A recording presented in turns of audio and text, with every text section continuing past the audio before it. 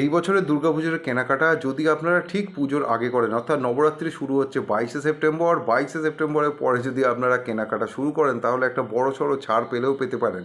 তার কারণ প্রধানমন্ত্রী আগের সপ্তাহে যেটা ঘোষণা করেছিলেন যে জিএসটিতে যে 4টে স্ল্যাব আমাদের ছিল, সেই 4টে স্ল্যাবের থেকে 2টো স্ল্যাব উঠে যাচ্ছে, 12 এবং 28% স্ল্যাব দুটো উঠে গিয়ে 5 এবং 18% স্ল্যাবগুলো থাকবে, এবং এই দুটো স্ল্যাব ইমপ্লিমেন্ট হয়ে যাবে 22শে সেপ্টেম্বর, অর্থাৎ নবরাত্রি শুরু হচ্ছে যবে থেকে এই বছর, তবে থেকেই এটা শুরু হয়ে এইটা ইমপ্লিমেন্ট হয়ে যাবে।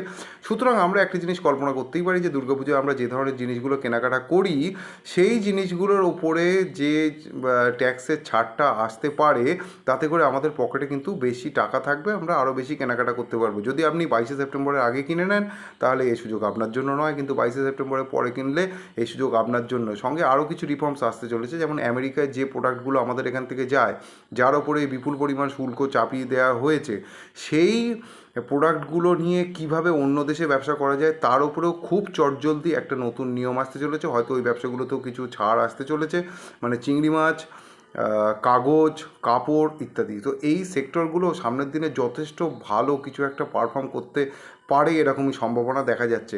তো মোটামুটি দুর্গাপুজোর কেনাকাটা 22শে সেপ্টেম্বরের পরে করা, আমি তো তাই করব, তার আগে করব না। দেখি যদি কিছু ছাড় পেয়ে আরও বেশি কিছু কেনাকাটা করা যায়। আর আরও একটা ব্যাপার, আমেরিকান পশ্চিমী সেই যে আমাদের পাগলা দাদু, সেই পাগলা দাদু কিন্তু আবার দুদিনের মধ্যেই খেলা শুরু করবে, দুদিনের মধ্যেই ভারতের ওপর আবার কিছু চাপাতে পারে হয়তো। তবে আমি মন থেকে মনে করি পাগলা দাদুর এবারে ভারতের ওপর 500% ট্যারিফ বসিয়ে দেওয়া উচিত। পৃথিবীর ইতিহাসে একবার থাকা উচিত যে আমি এতটা ট্যারিফ বসিয়েছিলাম ভারতের ওপরে। এইটা আমি চাচ্ছি, কারণ 50% হোক আর 500% হোক, ব্যবসা হবে না। 25%-এর বেশি হয়ে গেলেই ব্যবসা আর হয় না। এখন দেখা যাক পরশুদিন পশ্চিমী দাদু কী করে, আর আমরা যেভাবে কাজ করছি তাতে ভারতের বাজারকে থামানো আপাতত অসম্ভব।